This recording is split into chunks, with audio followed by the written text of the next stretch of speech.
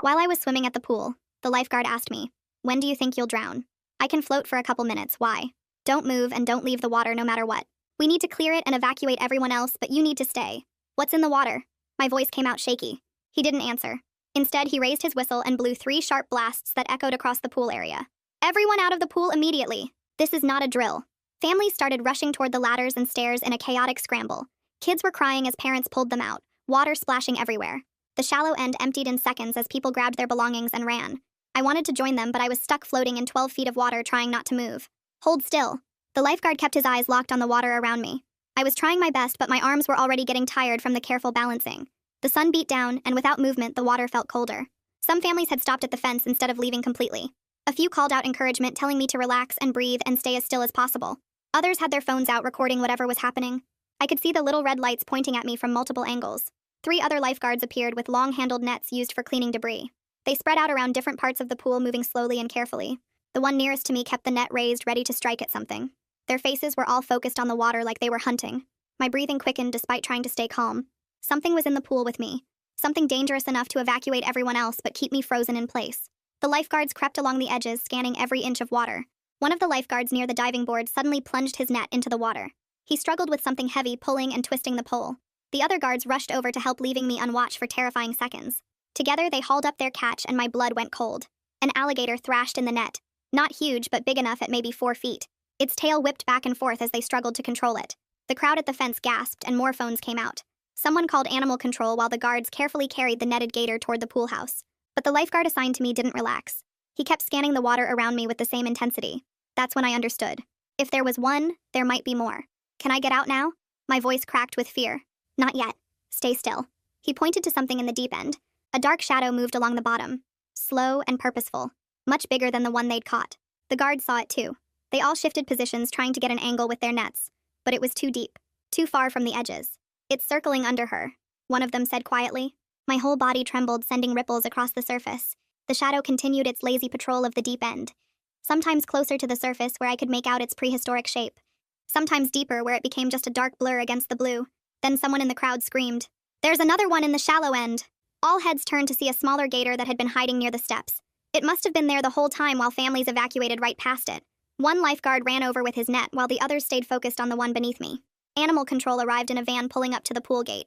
2 officers in heavy gloves and protective gear came in with specialized equipment. They took over netting the shallow end gator while assessing the situation with the larger one. "How big is the one under her?" the officer asked. 6 feet at least. Maybe 7. The lifeguard's voice was grim. They discussed options while I floated helplessly above the predator. They couldn't net it from the edges. The pool had no drain access to empty it quickly. Tranquilizer guns risked making it thrash and attack. Every solution put me in danger. "We need to get her out without triggering its prey drive." The animal control officer studied the gator's movement pattern. They decided to create a distraction. One officer went to the opposite end of the pool with raw chicken from their van. The plan was to draw the gator away while I swam to safety. But gators were smart. It might not take the bait. When I give the signal, swim straight to the ladder. Don't splash, don't panic, just smooth, steady strokes. The lifeguard positioned himself by the nearest exit point. The officer dropped the chicken into the far end of the pool. The splash made everyone hold their breath. The shadow stopped circling. For a moment, it stayed perfectly still beneath me. Then slowly it began moving toward the bait. "Wait for it." The lifeguard held up his hand. The gator reached the middle of the pool. Still too close, but getting farther. My muscles screamed from staying rigid so long. The crowd pressed against the fence, recording every second. "Now! Swim!" My arms pushed through the water in the slowest, smoothest strokes I could manage, while every instinct screamed at me to thrash toward safety. The ladder was only 15 feet away, but it felt like miles as I forced myself to glide forward without splashing. Behind me, I heard the wet sounds of the gator moving through the water toward the chicken, and I kept my kicks small and controlled. My fingers stretched out and finally wrapped around the cold metal rail of the ladder. I pulled hard and fast, my right shin scraping against the rough concrete edge as I scrambled up. The lifeguard grabbed my arm and yanked me the rest of the way out while the crowd around the fence erupted in cheers and clapping. My legs turned to jelly the second my feet hit the pool deck. Someone threw a big beach towel around my shoulders as my knees buckled and I dropped to the concrete. My whole body shook so hard that my teeth clicked together even though the Florida sun was beating down hot. Curtis Berg walked past me toward the pool edge carrying a long metal pole with a loop at the end. His partner held up a thick plastic board like a shield, while they moved closer to where the big gator was still investigating the chicken. They worked together like they'd done this 100 times. Curtis extending the pole while his partner blocked any potential lunges. The gator's tail swept side to side as Curtis tried to loop the catch pole around its neck. The pool manager rushed over to me with a clipboard clutched in his hands. He kept asking if I was hurt and shoving papers at me while water dripped off my bathing suit onto his forms. His face looked more worried about getting sued than about whether I was actually okay. I couldn't focus on his words because my phone started buzzing like crazy in my bag on a nearby chair. Someone must have grabbed it for me during the evacuation, because I'd left it by my towel at the other end. I pulled it out with shaking hands and saw notification after notification popping up on the screen. Seth had already posted a video with the caption, "Girl vs. Gator Insane," and it had dozens of shares in just minutes. Seeing myself floating there helpless while people filmed made my stomach turn sour. The primary lifeguard walked over and sat down next to me on the concrete. He told me his name was RJ, and made a weak joke about how I definitely didn't need swimming lessons after that. Just having someone sit there and talk to me like a normal person instead of a liability helped my breathing slow down. A woman in a blue uniform with a medical bag knelt in front of me and introduced herself as Thea Pacheco. She checked my pulse and blood pressure while asking me questions about how I felt. She suggested I should go to the hospital for shock treatment, but I shook my head stubbornly at first. After a few minutes, she convinced me that at least I should have someone stay with me tonight to watch for delayed reactions. Curtis walked by carrying equipment back to his van and mentioned something that made my fear turn into anger. He said they'd gotten 3 calls about gator sightings in the retention pond behind the pool just this month. 3 calls, and nobody had thought to check the fence or warn swimmers about possible danger. The pool manager heard him and his face went pale as he realized how bad this could look for them. More people kept coming up to check on me, but I just wanted to go home and process what had happened. My legs felt steady enough to stand after about 20 minutes of sitting on the deck. The manager kept trying to get me to sign his papers, but I told him I needed time to think about everything. RJ helped me gather my stuff and walked me to my car to make sure I was okay to drive. The parking lot felt weird and normal at the same time, like the world should have stopped but didn't. I sat in my car for another 10 minutes before I felt ready to turn the key and head home. The drive took forever, even though my apartment was only 5 minutes away from the pool. Every dark spot on the road looked like it could be moving, and I had to keep reminding myself I was safe. Inside my apartment, everything looked the same, but felt completely different somehow. I dropped my wet bag by the door and went straight to the bathroom to rinse the chlorine off. The shower helped wash away the pool water, but not the feeling of that shadow circling beneath me. I put on my softest pajamas, even though it was only 4 in the afternoon, and curled up on my couch. My phone kept buzzing with messages from people who'd seen Seth's video, but I couldn't deal with that yet. Every little sound in my apartment made me jump and check the shadows in the corners. The air conditioner clicking on sounded like something moving, and I had to turn on every light to feel safe. I grabbed my laptop and started typing everything I could remember while it was still fresh in my mind. The words poured out in a jumbled mess about floating there and seeing the gator and feeling completely helpless. Writing it down helped make it feel more real and less like some crazy nightmare that couldn't have actually happened. By the time I finished typing, my hands had finally stopped shaking, and I could breathe without my chest feeling tight. The next morning, my phone woke me up buzzing nonstop on the nightstand. I grabbed it and saw dozens of notifications from people I barely knew sending me links to Seth's video. My stomach dropped when I opened it and saw the view count had already hit 50,000 overnight. The comment section made me want to throw my phone across the room. Half the people blamed me for not getting out when everyone else did, saying I was stupid for staying in the water. Others claimed the whole thing was fake and staged for attention. Someone had even slowed down the footage trying to prove the gator was CGI. I scrolled through hundreds of comments calling me an idiot, a liar, an attention seeker, and worse. My hands started shaking again and I had to put the phone down. The pool manager called while I was still in bed trying to process everything. His voice sounded nervous and rushed as he asked how I was feeling, then immediately launched into why he was really calling. He needed me to sign a statement saying the pool wasn't negligent, and this was just a freak accident nobody could have predicted. Something about his pushy tone and the way he kept repeating that the pool had followed all safety protocols made my stomach turn. I told him I needed time to think about it and hung up before he could pressure me more. Later that morning, I called the pool office asking for a copy of the official incident report. The secretary transferred me to 3 different people who all gave me different excuses about why they couldn't send it yet. One said it wasn't finished. Another said I needed to file a formal request, and the third claimed they needed manager approval first. My usual habit of just accepting whatever people told me started cracking. I kept asking questions about when it would be ready, and who exactly I needed to talk to. Seth texted me a long apology around noon about posting the video without asking me first. He said he got caught up in the excitement and didn't think about how it would affect me having it go viral. He offered to help set the record straight online and post an update with the real facts about what happened. Part of me was still hurt that he'd violated my privacy like that, but I appreciated him recognizing he'd messed up. We started texting back and forth about what information to include in his follow-up post. That afternoon, I drove back to the pool to grab my sandals I'd left behind in the chaos. The place was completely empty with yellow tape across the entrance. I ducked under it and walked around to where I'd been sitting. My sandals were still there by the chair along with my sunscreen and water bottle. As I picked them up, I noticed something that made my blood run cold. The perimeter fence had a rusted latch that looked like it hadn't been maintained in years. Near the bottom was a gap where the fence had pulled away from the post, definitely big enough for a gator to squeeze through.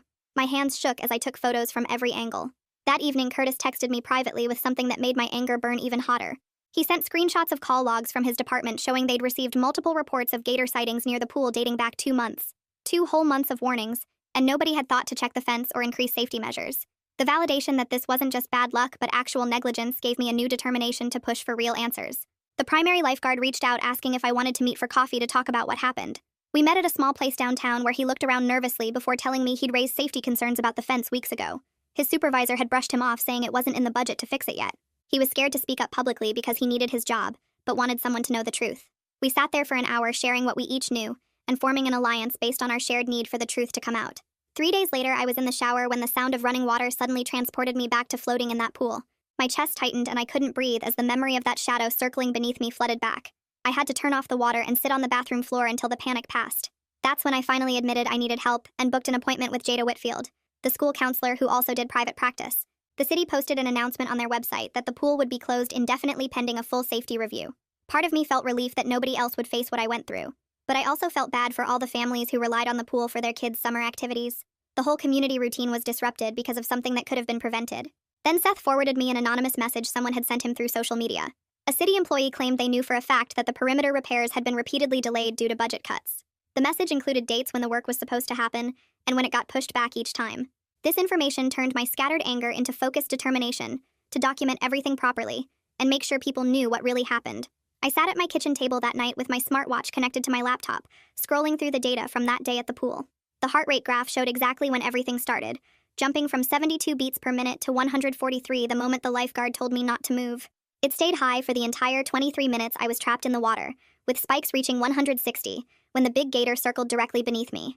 I took screenshots of everything and organized them into a folder along with the fence photos and the information Curtis had sent me.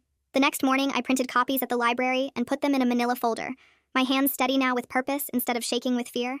The City Recreation Board meeting was scheduled for Thursday evening at the community center, and I spent the whole week preparing what I wanted to say. I practiced in front of my bathroom mirror, timing myself to keep it under 5 minutes, making sure I stuck to facts instead of getting emotional. When Thursday came, I wore my most professional outfit, a navy blazer I'd bought for job interviews, and arrived 30 minutes early to get a seat near the front. The room filled up quickly with concerned parents and curious residents, many of whom I recognized from the pool that day. Curtis arrived in his animal control uniform and nodded at me before taking a seat across the aisle. The primary lifeguard came in looking nervous, sitting in the back row like he wanted to disappear. The pool manager was already at the front table with the board members, shuffling papers and avoiding eye contact with everyone. The board president called the meeting to order and announced they'd hear public comments about the pool incident before discussing next steps. Curtis went first, standing at the podium with his official report in hand. He explained in his calm, professional voice how his department had received 7 separate gator sighting calls near the pool area over the past 2 months. He showed photos of the fence gap on the overhead projector, pointing out the rust patterns that indicated years of deterioration. He mentioned that standard protocol would have been to inspect and secure any public facility after the first sighting report, but no inspection request had come from the pool management. The board members took notes while the pool manager's face got redder and redder. When Curtis finished, the primary lifeguard walked slowly to the podium, his hands visibly shaking. He told them about the safety memo he'd submitted 6 weeks ago requesting fence repairs and additional safety equipment. He pulled out his phone and showed them the email receipt proving he'd sent it to the pool manager, who had replied that it would be addressed in the next budget cycle. He described how he'd been told to stop being paranoid when he suggested doing perimeter checks before opening each day. His voice got stronger as he talked, and I could see other lifeguards in the audience nodding along with his testimony. My turn came next, and my legs felt like jelly as I walked to the podium. I opened my folder and spread out my evidence, starting with the timeline I'd created from my smartwatch data. I showed them the heart rate spikes, explaining what was happening at each peak, my voice getting steadier as I focused on the facts. I displayed the fence photos on the projector, zooming in on the gap and the rust, then showed Curtis's screenshots of the prior sighting reports. The board members leaned forward, one of them asking me to go back to the timeline slide. Another asked if I'd needed medical treatment for shock, and I told her about the paramedics' recommendation and my ongoing counseling sessions with Jada. When I finished and sat down, my whole body was shaking, but I felt proud of myself for speaking up. 3 more residents testified about seeing gators near the pool in previous weeks and reporting it with no response. A mother described how her kids had been swimming right where the shallow-end gator was hiding just minutes before the evacuation. The board members huddled together for a whispered discussion before the president announced they were ordering immediate fence repairs with self-closing gates and professional wildlife barriers. They also mandated an independent review of all pool safety protocols and management decisions from the past year. The pool would remain closed until these measures were completed and verified by outside inspectors. The room erupted in scattered applause while the pool manager slumped in his chair. After the meeting adjourned, I was gathering my papers when the pool manager cornered me near the exit. He suggested we could work out an arrangement that would help me move past this trauma while protecting everyone's interests. He pulled out a document from his briefcase, mentioning compensation and closure, but I recognized it as a non-disclosure agreement from the header. My fear of authority transformed into something harder as I looked him in the eye and told him no, then walked around him and out the door. That night, I woke up at 3 a.m. gasping for air, my sheets soaked with sweat from a nightmare about drowning in dark water. I sat up and used the technique Jada had taught me, looking around my room and naming 5 things I could see: my dresser, my lamp, my water bottle, my phone, my closet door. Then 4 things I could touch: the soft sheets, the cool wall, my damp hair, the carpet under my feet.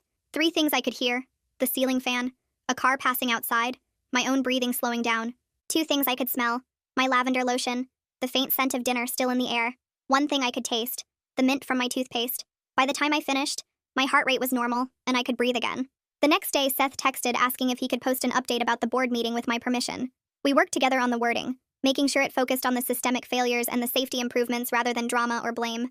He posted it that afternoon, and within hours the comments shifted from attacking me to supporting accountability and prevention. 2 days later, I drove to the animal control facility where Curtis worked, wanting to see the captured gators before they were relocated to a wildlife preserve. Curtis met me in the lobby and walked me back to the holding area where 3 large containers sat with air holes and locks. Through the reinforced glass viewing window, I could see the big one that had circled beneath me, resting calmly in shallow water inside its transport container. It looked different here, just an animal that had wandered into the wrong place, not the monster from my nightmares. Curtis walked me back out to my car and mentioned they'd be moving the gators to a preserve next week. I thanked him for everything and drove home with my hands still shaking on the wheel. That weekend, Jada texted asking if I wanted to try swimming at the indoor rec center pool. My stomach turned just thinking about water, but I knew I had to face this fear somehow. The indoor pool was smaller and shallower with no way for wildlife to get in. I changed into my suit with trembling fingers and met Jada by the shallow end. She stayed right next to me as I lowered myself into the 3-foot section. My heart pounded, but I forced myself to push off from the wall. I managed 3 short laps before my breathing got too fast and I had to stop. Jada helped me out and we sat on the bench while I calmed down. It wasn't much, but after weeks of avoiding water deeper than my bathtub, it felt huge. She reminded me that healing takes time and every small step counts. A few days later, Seth forwarded me an email from someone at the city. The primary lifeguard who saved me had gotten promoted to provisional pool supervisor during the closure. Reading that news made my whole week brighter, knowing my ally was moving up. The city's investigation report came out the following week, confirming everything we'd suspected. They found maintenance failures going back months and inadequate safety protocols throughout the facility. The pool manager was placed on probation and required to complete additional training courses. Reading the official findings felt like vindication, without having to gloat about being right. They announced the pool would reopen in 2 weeks with major safety upgrades completed. When reopening day arrived, I drove past to see the changes for myself. The new fence stood 8 feet tall with self-latching gates that clicked shut automatically. Warning signs about local wildlife were posted every 20 feet along the perimeter. Seeing these concrete changes made me feel cautiously hopeful about community safety. I parked and walked through the new gates with my swim bag. The shallow end had families splashing around like nothing had ever happened. I changed in the locker room and forced myself to walk to the pool edge. The water looked clear and safe with the new supervisor watching from his chair. I slipped into the shallow end and started swimming slow laps near the edge. After 2 laps, I climbed out calmly on my own terms without panic or rushing. This wasn't about conquering fear, but rebuilding trust in my own judgment about safety. That night, I sat at my computer and started writing my own account of what happened. I posted it on my social media with clear boundaries about media requests and interviews. Several news outlets had reached out, but I wanted to control my own narrative first. Taking charge of my story felt like reclaiming agency after weeks of feeling powerless. Seth messaged me the next day saying he'd implemented a new personal rule about consent. He wouldn't post anything involving other people without asking them first. Our friendship had been strained, but this showed he understood what he'd done wrong. We started texting again and slowly rebuilding on a foundation of better boundaries. The pool manager approached me awkwardly at the grocery store a week later. He thanked me for pushing for the safety improvements even though it had been hard for him. I accepted his thanks with guarded grace, knowing people can learn from their mistakes. He seemed genuine about wanting the pool to be safer for everyone. The local news station called asking if I'd participate in a segment about pool safety. They wanted to use my incident as a teaching moment for the community.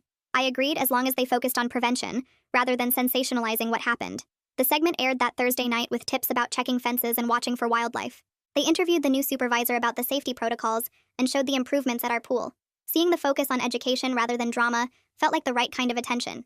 Curtis called me after watching the segment and invited me to speak at a wildlife education event. The community center was hosting a session about coexisting safely with Florida's natural predators. I hesitated at first, but realized my experience could help others stay safe. We met for coffee to discuss what I'd cover and how to make it educational without being scary. The event was scheduled for next month, and Curtis would be there to answer technical questions. I started preparing notes about what I'd learned about gator behavior and pool safety. Turning my trauma into useful knowledge for others felt like a positive way forward. 3 months passed before I felt ready to swim laps again, but when I walked through the renovated pool gates, everything looked different. The fence stood 8 feet tall now with self-closing gates that clicked shut behind each person. Warning signs about local wildlife covered the entrance area with pictures of gators and instructions for reporting sightings. I changed into my suit and walked to the shallow end where other morning swimmers nodded at me with recognition. The water felt cool against my skin as I pushed off from the wall and started my first lap, staying close to the edge. My strokes stayed smooth and controlled while I counted each breath and kept my eyes open underwater, scanning for shadows that weren't there. After 4 laps, I climbed out and sat on the edge watching the new supervisor run his morning safety check. He walked the entire perimeter, testing each gate latch and checking for gaps in the fence before giving the all-clear signal. 2 other swimmers stopped to thank me for pushing the city to make these changes, and I just nodded, feeling weird about being thanked for almost becoming gator food. The supervisor came over and showed me the new daily log they kept tracking wildlife sightings and fence inspections. Every shift started with a full perimeter walk, and they ran monthly evacuation drills, now treating pool safety like the serious responsibility it was. Seth texted me a link to his new community safety page where he posted wildlife sightings with proper location tags and safety reminders. He'd gotten over 2,000 followers already, and worked with animal control to share accurate information instead of sensational videos. The page had a clear policy about getting consent before posting anything involving other people, and he credited sources properly. Curtis had helped him set up partnerships with local wildlife groups to provide educational content between sighting reports. The wildlife education event came faster than I expected, and I stood at the community center podium looking at 50 parents and kids waiting to hear my story. My hands shook slightly as I clicked through the slides showing pool safety tips and gator behavior facts Curtis had helped me prepare. I talked them through what happened using simple terms the kids could understand, while emphasizing the importance of listening to lifeguards and respecting wildlife. Parents took notes on their phones, and several asked specific questions about fence maintenance and what to look for at their own community pools. Curtis answered the technical questions about gator behavior, while I focused on the human side of pool safety and emergency response. Seeing kids raise their hands to ask questions and watching parents exchange concerned looks about their own pool security made the whole presentation worth the nervousness. The city council meeting 2 weeks later brought news that permanent budget increases had been approved for all recreation facilities. The recreation director presented a 5-year plan for systematic safety upgrades across every public pool and park in the county. Our incident had triggered a complete review that found similar maintenance delays at 6 other facilities. They allocated funds for quarterly professional inspections and immediate repair protocols that couldn't be delayed by budget concerns. Jada scheduled what she called our final session, though she said I could always come back if needed. We sat in her office reviewing the progress charts she'd kept showing how my anxiety scores had dropped and my confidence in water situations had improved. She pointed out how I'd moved from victim to advocate and found purpose in making sure nobody else faced the same preventable danger. The healing hadn't erased what happened, but had integrated it into something useful for the community.